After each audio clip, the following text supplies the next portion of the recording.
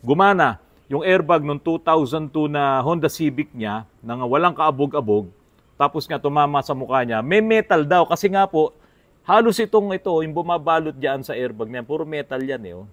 Ngayon, depende pa doon sa pagkaka-design ng steering mo. Kung halimbawa, ito, tulad nito, hard plastic din to. Oh. Tapos, pwedeng ito kasi, pagka ito yung nag-explode, tatama din sa mukha mo to eh. Ngayon mga kapatid, ito eh. Yung mga walang airbag na yan, mas safe pa pala yan ngayon kung tutuusin. Kesa doon sa mga mayroong Takata airbag na sabi nga nila ay pwede pong mag-deploy anytime. Mga kapatid, magandang gabi po sa inyong lahat. Ang pag-usapan natin ngayon mga kapatid, yung tungkol naman sa safety. Ngayon, kung mahilig kayong mag-open ng inyong mga internet, no, sa website, makikita nyo yung tungkol dito sa airbag. Kung kilala nyo po yung nag-file ng lawsuit dito sa Takata airbag na to, na si Stephanie Erdman, doon sa kanyang Honda Civic na 2002, na walang kaabog-abog na biglang gumana. Nag-deploy yung airbag habang ginagamit niya at tumama sa kanyang mata yung sharpnel na metal, tumama sa isang mata niya, nabulag siya, at yung isang portion naman ng may sharpnel pa rin na tumama sa leeg niya at halos ikamatay niya. So hindi lamang po siya yung affected ng mga ganitong klaseng problema. 14 na po yung namatay talaga, no? Dito sa mga ganitong klase ng problema sa Takata airbag na to, at 150 injuries po yung mga nangyari na mula pa noon nung nagkaroon ng problema itong mga Takata airbag na ito. Mga kapatid, itong Takata airbag na to, hindi lamang po ito sa US, mayroon. Halos lahat po ng mga sasakyan, ng mga modelo at pati mga brands ng mga sasakyan ay meron po nitong airbag na to. Kaya nga po si Toyota, nito pong mga unang buwan ng taon na to, naglabas na po siya ng recall tungkol po dito sa Takata airbag. Napakadelikado po kasi ito pong Takata airbag ay meron po siyang nitrogen gas na nagpo-form. Yung kanyang sodium azide. Isa po yung gas forming component na kapag po iyon ay sumiklab or nag-ignite, ay bigla na lang gagana ang iyong Takata airbag or yung airbag na nandoon sa sasakyan mo. Ngayon, ang airbag po, ang isa sa proseso para gumana siya, siyempre kung mababangga ka, tatamaan yung sensor dun sa harap, yung sensor na yun magpo-provide ng signal para magkaroon, mag-ignite po yung inflator, at yung inflator naman na yun, nandoon nga yung sodium azide na yun, tapos magpo-form siya ng nitrogen gas. At yung nitrogen gas na yun, ang magpapalobo dito. Ayan po, oh. Meron po kasing dito yan, ito yung bag, no, yung airbag. Palolobohin niya yan ng todo hanggang sa iyan ay kapag ka mababangga ka, yan yung sasalo sa mukha mo, meron sa side, meron sa, depende, dun sa design ng sasakyan. So, ganun kasimple, merong pyrotechnic para mag-deploy ang airbag mo. At lahat naman yon ay kontrolado ng electronic. Meron siyang module. Kaya lang itong Takata airbag, ito nga po ay nirecall na ng Toyota at iba pang mga car manufacturers na kasi ito yung ginagamit nila. Ang balita nga po, itong Takata airbag ay na-bankrupt na. Dahil sa dami, no, 60 million na dami ng mga airbags na to ay nagka-problema. Ngayon, doon po sa nangyari kay Miss Erdman, Stephanie Erdman, gumana yung airbag noong 2002 na Honda Civic niya, na walang kaabog-abog, tapos nga tumama sa mukha niya, may metal daw. Kasi nga po, halos ito, yung bumabalot dyan sa airbag niya, puro metal yan eh. Oh.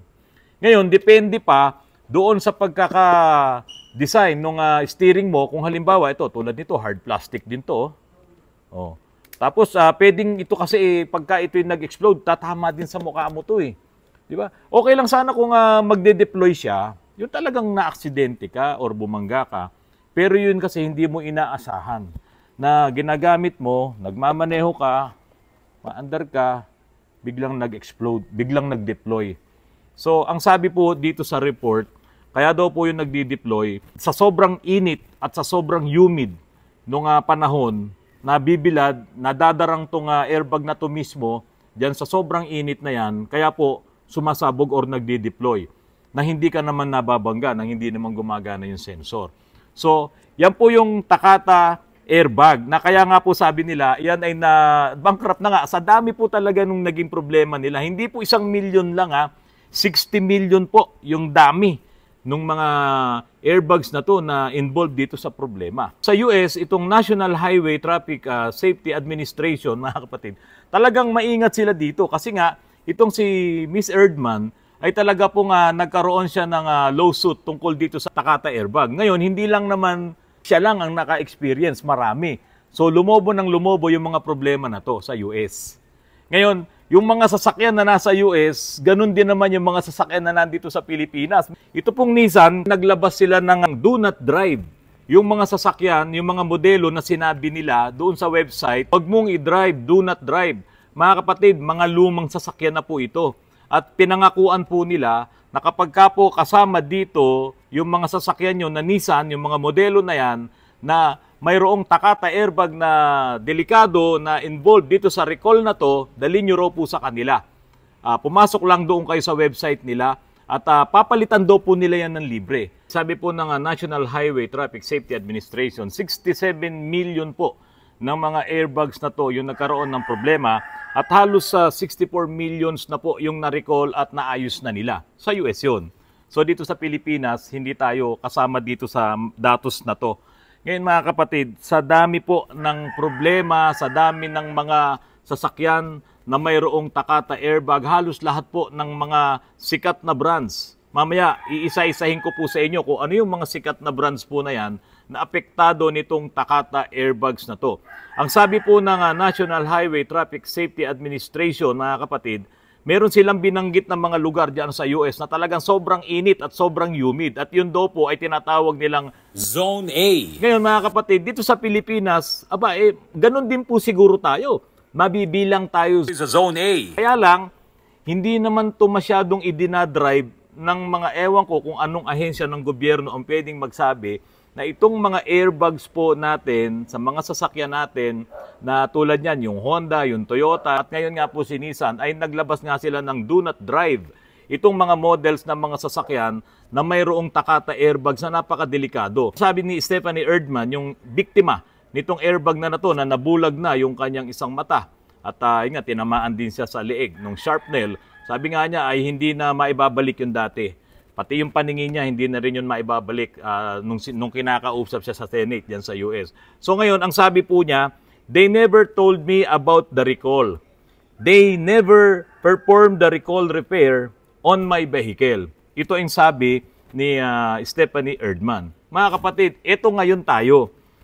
Binanggit ko dito sa vlog ko na kailangan yung mga sasakyan nyo, kahit lumang modelo na yan, kung yan ay original pa, yung mga airbag niya na Takata airbag, naku mga kapatid, dalhin nyo po yan dito sa mga dealership, dito sa mga kasa na yan, na involved pala yung inyong airbag sa sasakyan nyo, at baka iyan ay anytime ay pwedeng mag-deploy at magaya tayo dito kay Miss Stephanie Erdman na nandiyan po sa US. Na yun nga po, nabulag na yung kaliwang mata niya dahil po sa epekto nung pag-deploy nung Takata airbag na yon. So sa US lang yung pinag-uusapan nila. Paano naman tayo dito sa Pilipinas? Ngayon, dito po sa Pilipinas, maraming mga sasakyan ang walang airbag. Tulad yung mga lumang mga sasakyan dito. Ito, sa harapan ko, may Pajero Fieldmaster, merong Estrada na luma, merong Isuzu Crosswind, tapos doon may Toyota sa labas, merong pang Nissan Frontier doon, pero yung Frontier doon, wala namang airbag. Ngayon mga kapatid, ito yung mga walang airbag na yan, mas safe pa pala yan ngayon kung tutuusin. Kesa doon sa mga mayroong Takata airbag na sabi nga nila ay pwede pong mag-deploy anytime dahil nga po napakadelikado kapag yan ay naiinitan, nadadarang sa init at yung humid na yon. Kaya nga ngayon nagkakaroon ng problema yung pinaka-inflator niya. Biglang sasabog yung airbag. So ito po sabi po nila, mas malakas pa to doon sa normal na deployment. Kasi sobrang init talaga nun. Hindi naman kasi dapat siya sasabog ng ganun-ganun lang Dapat nga, merong command, yung sensor na nandoon sa harapan ng kotse mo para mag-ignite yun. Doon pa lang siya sasabog at normal na pagsabog lang yun or pag-deploy. Kaya lang ito, dahil sa sobrang tindi ng init na pwedeng magpasabog sa kanya, kaya sabi nila, mas delikado, mas matindi yung pagsabog niya, yung pag-deploy niya. Kaya, kung inaakala mo na ikaw nagda-drive ka, sige, nagda-drive ka dito sa atin sa Pilipinas. Buti nga ngayon kahit paano umuulan-ulan na. Itong mga nakarang panahon, sobrang init po talaga. Ngayon nagda-drive ka, biglang nag-deploy, ay paano ngayon ang mangyayari sa atin? Maaksidente ka. Okay lang sana kung makakaiwas ka. O kaya kung halimbawa nag-deploy yun, hindi naman grabe yung tama. So, paano kung mabilis tumatakbo ka sa highway? Ang daming pwedeng mangyari. Ito po yung mga sasakyan, no? Iisa-isahin ko. Kasama po ang Honda, BMW, Audi, GM, Chrysler, Ferrari o Dodge. Tapos kasama rin ng Volkswagen, Toyota, Tesla, Subaru, Mitsubishi, Nissan, Jaguar, Lexus, Mazda, McLaren, Benz, at marami pang iba. Halos lahat po ay kasama dito na gumamit ng Takata airbag. Pero itong manibela na nandito sa akin, itong steering wheel, Momo po kasi ito eh. Ni-research ko ang Momo ay yung Breed Corporation. Hindi po ito gumamit ng Takata airbag. Itong racing steering na to ng Momo. At ito po ang maipapayo ko po pala. Kung halimbawa po yung airbag na yan ay nagalaw na, kasi sa totoo lang mga kapatid may mga kotse or mga sasakyan na nagalaw na yung mga clock spring. Pinapalitan yan nung nabibili dito sa online, no? Kasi mura, hindi sila bumibili ng original. Ngayon, baka mamaya iniisip nyo kapag dinala nyo sa dealership hindi nila palitan. I-try nyo rin. Kasi iba naman yung clock spring doon sa airbag. Ngayon, kung talagang halimbawa sira na yung clock spring pero nandoon pa rin yung airbag at ayaw nyo nang dalin sa mga dealership na yan, mga kapatid, ang payo ko lang, siguro, ano na lang tayo, magbotohan na lang tayo.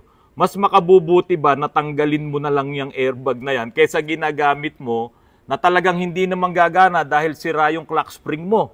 So kahit bumangga ka, hindi gagana yan. Paano ngayon kung yan ay mag-deploy dahil nainitan yung sodium azide doon, yung gas forming component na yon at biglang sumabog yan. Di ba? So, napakadelikado nun. So, choice nyo po yan.